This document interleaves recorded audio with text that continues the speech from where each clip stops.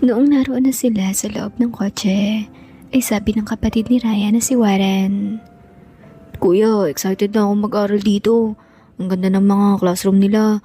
Kahit ang buong campus, maganda at malawak rin. May bermuda sa bandang gitna. Masarap takbo-takbuhan. Sabi naman ni Ryan. Warren, ayusin ang pag-aaral ha. Hindi puro laro kapag nasa school. Seryosong wika pa ni Ryan. Opo, kuya. Sabi naman ni Aling Saram. Saan na tayo nito pupunta, anak? Di sa palengke po muna. Pa-picturean muna natin itong dalawa para may picture na po sila para sa school ID. Tapos diretso na rin po na ipalaminate ang ID nila. May lamination rin naman sa photo studio. Tapos bibili tayo ng reusable water bottle na pagbabaunan nila ng tubig. Tsaka lunchbox sa paglalagyan naman ng baon nila pang merienda. Tapos anong plano niyo po, Nay? Susunduin niyo na po ba sila sa school at iuwi sa bahay para pakainin o ipagdadala niyo na lang po ng pagkain sa school? Ipagdadala ko na lang sila, anak. Nakita ko na marami naman ang lamesa sa kantin. May mga lamesang semento rin sa gilid ng bawat classroom na pwedeng kainan ng mga estudyante. Masyado kasing maiksi ang isang oras kung uuwi pa kami at kakain. Tapos tsaka babalik rito para sa tutor naman. Okay po, Nay. After po natin bumili ng mga kailangan nila, ibibili na rin po tayo ng electric bike. Pagka uwi po natin, ipapadeliver na rin natin ngayon sa bahay para makapag-practice ka na ngayon sa pagdadrive. Okay, sige anak. Mainit nga pala talaga kapag ganitong oras na. Kaya dapat may service kapag pupunta sa school. Opo, Nay. Kailangan talaga yun. Paano yun, anak? Mahal yun, di ba? Mapapagastos ka na naman ulit niyan. Kaya pa ba ng budget mo iyon? Magkano nga ba iyon? May tinignan ako, Nay. 112,000. Yun ang pinakamagandang klase. May camera rin yun sa likuran para kapag aatras ka hindi ka nalilingon sa likuran. Titingnan mo na lang sa screen monitor. At wag po kayong mag-alala. Kasama na po yun sa napaglayaanan ko ng budget. Kaya may pera po ako para dun. O sige anak, ikaw ang bahala. Pero kung wala ka ng pera ay ayos lang naman sa amin ang maglakad. Malapit lang naman ito. Ayos lang po, Nay. Kaya pa naman. Sagot pa ni Ryan at nagpatuloy lang sa pagmamaneho. Pagkarating sa sentro ng lugar ay agad na nilang pinapicturan ang dalawang kapatid ni Ryan. Tapos ipinalaminate, tsaka binilan ng lace para hindi madaling mawala ang mga school ID. Isinunod naman nila ang pagbili ng mga lunchbox at lagayan ng tubig, tsaka na sila nagtuloy sa bilihan ng e-bike. Itinuro ni Ryan iyong pinakamahal na nakadisplay sa harapan. Ito ang kukunin ko, boss. Paki-explain na lang po sa nanay ko kung paano yan i-operate. Meron ba kayong konting tutorial para sa pag-ooperate niyan? Sabi naman ng manager. Yes po, sir. Meron. Tapos may tinawag na isang sales agent. Dinala sa likurang bahagi ng store ang nanay ni Ryan, kung saan may maliit na driving area, paikot-ikot na pwedeng pagpraktisan. Meron na rin doong e-bike na magagamit. Si Ryan naman ay naroon sa harapan ng manager, pumipil up ng mga documents at nagbayad na rin. Ang dalawang kapatid niya naman ay nasa upuan sa waiting area, nakatingin sa mga display ng mga e-bike. Makalipas ang 15 minutes na pagtitraining ng e-bike driving, ay pumasok na sa store si Aling Saram. Kamusta po, Nay? Nahirapan ka po ba? Naku anak, napakadali lang naman pala i-drive niyan. Kayang-kaya ko talaga iyan. Opo, Nay. Tama kayo. Madali nga lang. Sabi naman ng manager. So, paano po, sir? Wait nyo na lang po ang delivery. Mga 30 minutes po ay dadali na ang unit na yan sa address nyo. Tapos kayo na rin po ang kasunod na dideliveran. Okay, sir. Salamat. Sagot ni Ryan, tapos nakipag-shake hands na sa kanya ang manager matapos niyang magbayad. Tara na, Nay. Sa bahay na lang natin hintayin. Sabi naman ni Aling Saram. Anak, alas 12 na pala Wala pa tayong ulam sa bahay. Okay lang po, Nay. Bumili na lang po tayo ng ulam sa madadaanan nating kainan para makakain na rin po tayo agad kapag karating. Okay, sige anak. Noong may madaanan silang malaking karinderya, ay bumili na muna si Ryan ng isang order ng beef salpikaw at kalderetang bakam. Tsaka na sila nagtuloy sa pag-uwi. Pagkarating ng bahay ay agad na nagsaing si Aling Sara, habang ang dalawang kapatid naman ni Ryan ay nagsiakyat sa kanilang kwarto para ilabas ang kanilang mga damit na pang-uniform sa school. Kailangan na iyon maplansya, lalo at may pasok na sila sa kinabukasan. Makalipas lang ang 15 minutes ay may nag-doorbell na sa may gate. Si Ryan naman na ang lumapit at nakita niyang iyon na ang truck na magdi-deliver ng binili nilang 4 wheels na e-bike. Matapos maibaba at ma-testing ni Ryan ang e-bike, ay agad niya nang pinirmahan ang receiving documents, tsaka na umalis ang mga nag-deliver. Kain na tayo. Mamaya na ako magpa-practice ulit niyan kapag nakapagpahinga na tayo. Okay po, Nay. Wika pa ni Ryan at agad nang pumasok sa bahay. Tinawag na rin muna ng kanyang nanay ang kanyang mga kapatid na naroon pa rin sa itaas, abala sa paghahanda ng mga gamit para sa pagpasok sa eskwela. Masayang kumain sila Ryan. Ang mga kapatid niya ay medyo tahimik dahil kinakabahan raw sila sa pagpasok nila sa school kinabukasan. Nagsalita si Aling Sara. Anak, pwede mo kayang madalaw si tatay mo doon sa showroom para lamang ay alam mo kung anong nangyari sa kanya. Baka sinisigawan na siya roon. Naku, Nay, ang babait po ng mga tao ron, kaya walang maninigaw roon kay tatay. Hindi tayo sigurado doon anak, baka lang naman. Okay, sige po, dadalawin ko na lang po siya mamaya after nating kumain. Ayos na po kayo sa enrollment nitong dalawa. Ihahatid nyo na lang po sila bukas ng umaga, kahit mga 6:45 AM para maaga konti, para may time pa po silang makipag-usap sa mga magiging kaklase nila. Okay, sige anak. Nagsalita naman ang kapatid ni Ryan na si Gina. Kuya, baka pwede mo rin kaming puntahan sa school bukas, kahit after ng klase, para hindi kami masyadong mahiya sa mga tutor teachers namin. Okay, sige, susubukan ko, pero hindi ako mangangako ha. May iba rin kasi akong inaasikaso. Okay po, sagot naman ni Gina. Matapos makapagtanghalian, ay nagpaalam na si Ryan na aalis.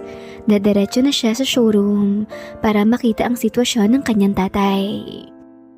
Habang nasa sasakyan ay tinawagan ni Ryan si Manager Lexi. Hello, Lexi. Kamusta ang bago nating janitor dyan? Natawa naman si Lexi sabay sabing, Kung baka bagong janitor, parang hindi mo tatay ah. Joke lang. Kamusta nga si tatay? Ayos naman. Binigyan ko siya ng orientation kaninang umaga tungkol sa mga gagawin niya. Bakit, pupunta ka ba rito ngayon? Oo, sana para mapirman ko kung anumang meron dyan. Baka kasi hindi ako maging available sa Monday o Tuesday dahil magpapa-enroll ako. Okay, sige. Tamang-tama. Marami ka talagang pepermahan ngayon. Okay, sige. Papunta na ako dyan. Sagot ni Ryan at pinatay na ang tawag. Pagkarating sa main gate, ay sabi ni Mang Mio, Magandang hapon po, Sir Ryan. Magandang hapon rin po sa inyo, Mang Mio. Kamusta pong tatay ko? Ayos naman, Sir Ryan. Mukhang mana ka sa tatay mo ha. Hindi rin siya madamot. Binigyan kami ni Russell kanina ng tagi-isang slice ng pork steak na pang-ulam sa tanghalian. Sakto naman na wala pa akong ulam dahil bala ko sanang bumili na lang sa karinderya. Kaya ayun, nakatipid na sa ulam sa tanghalian. Ganun po ba? Mabait din talaga yun at mapagbigay. Nasaan po ba siya ngayon? Ewan ko lang. Baka nasa floor stock ng building. Sinabi kasi ni Manager Lexi sa kanya na yun ang ipahuli sa paglilinis dahil wala namang pupuntang tao ron. Kaya ayos lang kahit sa hapon na linisan. Hindi kagaya rito sa mismong showroom na ito talagang nakikita ng mga taong dumarating para tumingin ng sasakyan. Okay po. Tuloy na po muna ako sa opisina. Marami na naman daw po kasi akong kailangan trabahuhin sabi ni manager. Okay, Sir Ryan. Grabe ka po, no. Ikaw nang CEO rito, pero Manager Lexi pa rin talagang tawag mo kay manager. Samantalang pwede mo naman siyang tawaging Lexi na lang, dahil ikaw naman ang boss niya. Naku, hindi po ganun, Mang Mio. Nauna kong naging boss si Manager Lexi at hindi niya ako pinakitaan ng masama o pinagmalupitan. Kaya deserve niya rin po ang paggalang ko kahit pa anong maging position ko sa kumpanyang to. Masyado lang talaga kayo mabait at magalang, Sir Ryan. Sige po, Mio. Tuloy na po ako sa loob. O sige po, Sir Ryan. Itinuloy-tuloy ni Ryan ang sasakyan hanggang sa annex building at doon na yun ipinarada sa tapat. Dumiretso na siya sa second floor ng annex kung saan naroon ang opisina niya. Pagkarating roon ay nag-on na muna siya ng aircon, tsaka niya dinampot ang telepono at tinawagan si Manager Lexi. Hello, Lexi. Pakisabihan si tatay ko na pumunta rito. Pero sabihin mo na lang na gusto siyang makilala ng CEO ng kumpanya. Okay, Sir Ryan. Right away. Sagot naman ni Lexi. Idinayal ni Lexi ang internal telephone para tawagan si Mang Dencho na naroon sa floor stack building. Nataranta naman si Mang Dencho na dinampot ang telepono, lalo at sinabi sa kanya ni Manager Lexi na sagutin iyon kapag may tumawag. Pagkaangat niya ng telepono ay sabi ni Mang Dencho, Olympus Car Dealership, how can I help you? Sabi naman ni Manager Lexi, Mang Dencho, hindi niyo na po kailangan gumamit ng intro kapag nasa floor stack building kayo. Wala namang outside call na makakatawag dyan. Parang intercom lang yan. Mula lang dito sa showroom at annex ang pwedeng makatawag papunta dyan. Pasensya na po, Manager Lexi. Okay lang po yan, Mang Dencho. Pumunta ka na sa annex building sa opisina ng CEO.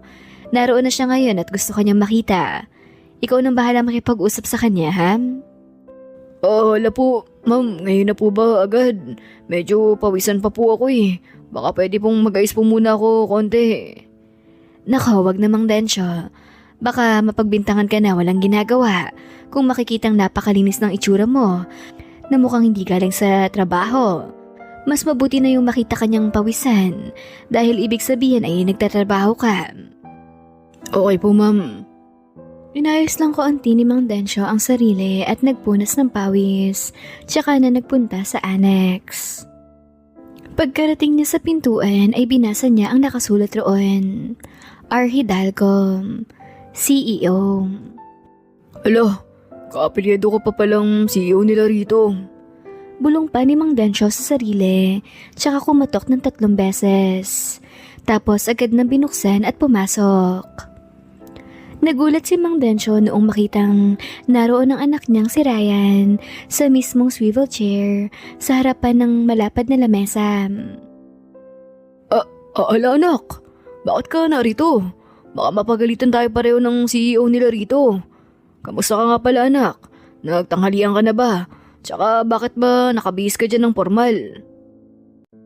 Sabi naman ni Ryan na medyo pinalaki ang boses at hindi ngumingiti.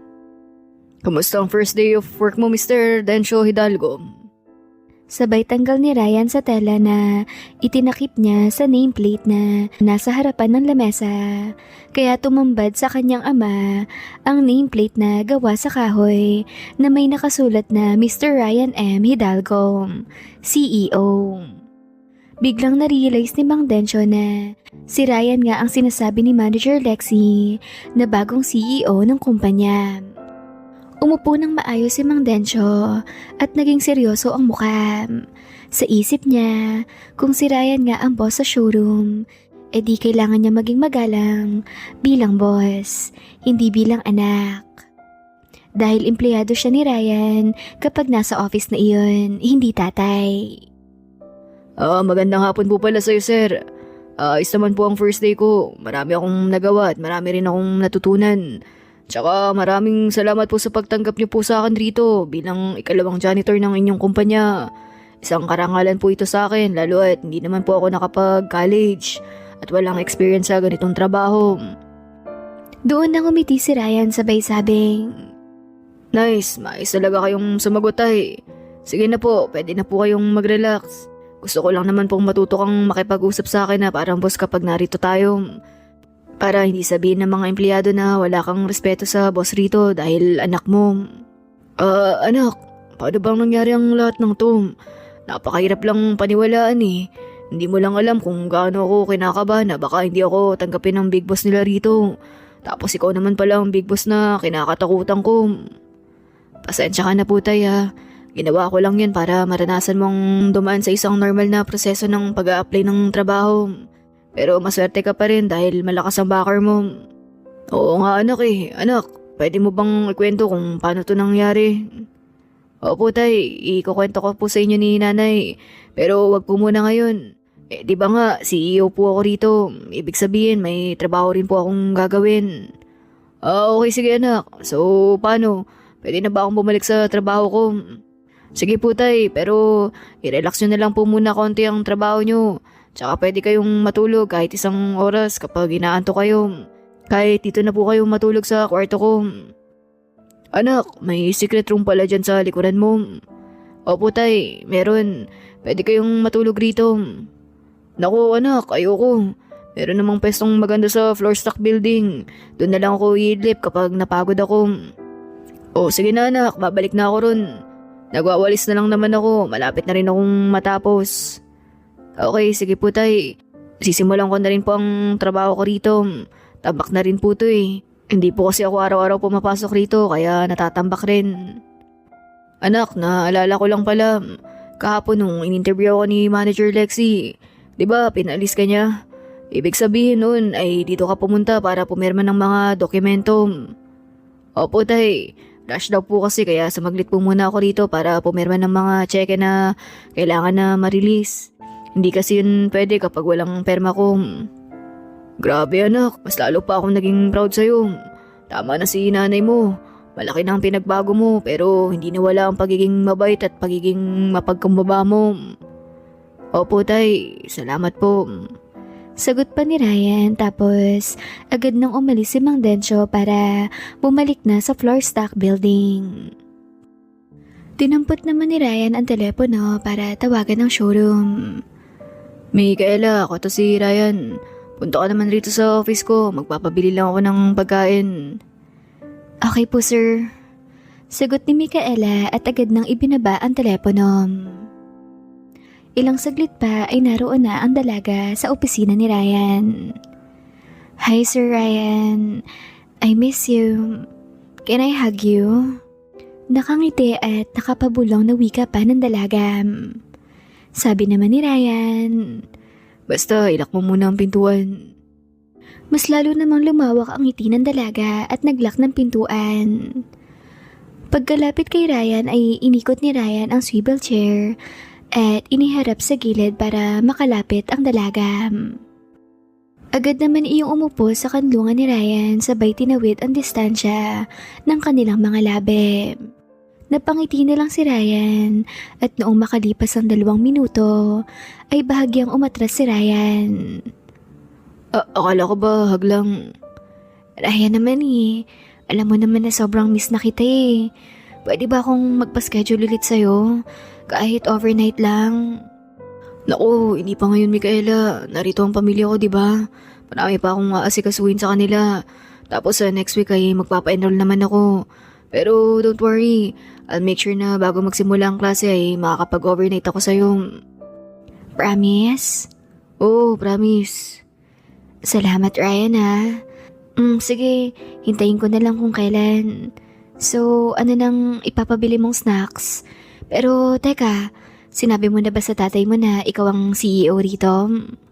Oo, ngayon lang. Kakalabas niya nga lang eh. Nagulat ba siya? Anong reaksyon? Hindi ka ba binastos kagaya ng ginawa ni Russell? Hindi naman.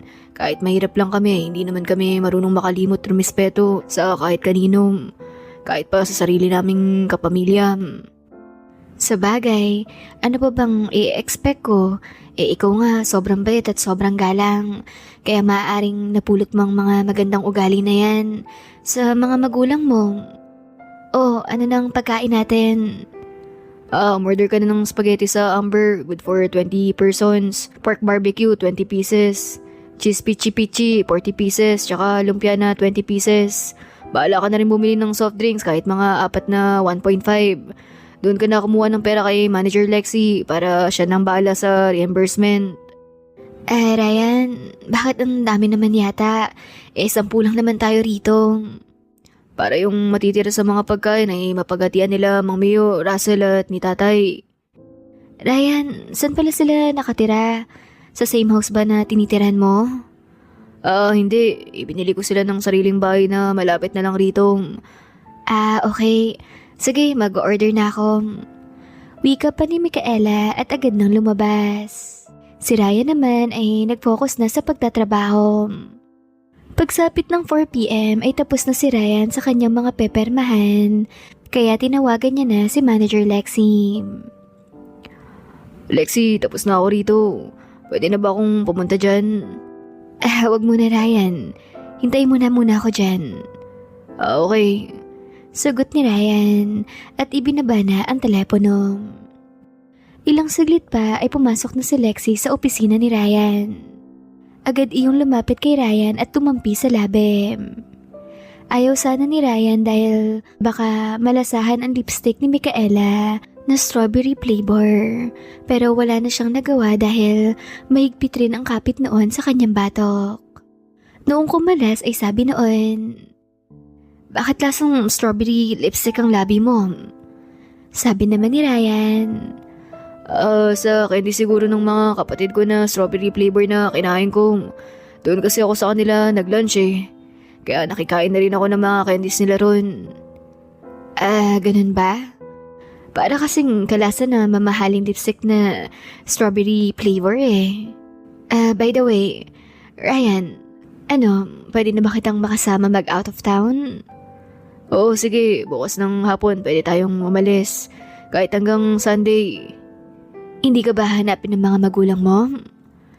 Hindi rin naman nila malalaman kung nasan ako dahil sa bahay ni Tita Roxy pa rin naman ako nakatira. Ryan, tita pa rin ang tawag mo kay Roxy kahit nagiwalay na sila ni Jake? Oo, kasi yun ang nakasanayan ko eh. So may mga gabi na kayo lang ni Roxy ang nasa bahay niya? Naku, wala. Hindi naman siya umuwi sa bahay. Sa kondo siya umuwi. Tapos kapag pumupunta naman siya kasama niya ang pinsan niya. Kaya 3 kami kapag ganun. Okay. Sige. Wait mo lang ako saglit at mag-check lang ako kung napermahan mo na ba lahat ng mga documents. Saglit na tumahimik si Manager Lexi at nag-focus sa pag-check ng mga dokumento. Noong makatapos tsaka inilagay lahat sa malaking envelope at sinabing, tara na Ryan, nakaready ng pinabili mong pagkain roon. Okay, sige. Sagot ni Ryan at sabay na nga silang dalawang bumaba. Ayan my loves, ito na ang inaabangan ng marami. Ang makita kung ano ang magiging reaksyon ng ama ni Ryan kapag nalaman na ang kinakatakutan niyang boss at CEO ng kumpanya ay sarili niya rin palang anak na si Ryan. So, paano my loves? Samahan niyo ako ulit sa kasunod na bahagi nito Wala pong bibitaw at wag ring makalimot mag-subscribe lalo at bago ang channel na to. Sana lahat na nakakapakinig ng story ni Ryan ay mag-subscribe na rin. Nakikita ko kasi na 12,000 ang views pero 1,000 lang ang nakasubscribe. Baka naman pwedeng give and take tayo my loves. Total, libre lang naman ang makinig rito, diba? Kahit ang pag-subscribe nyo na lang ang gamitin yung tanda ng salamat, take care, and bye-bye.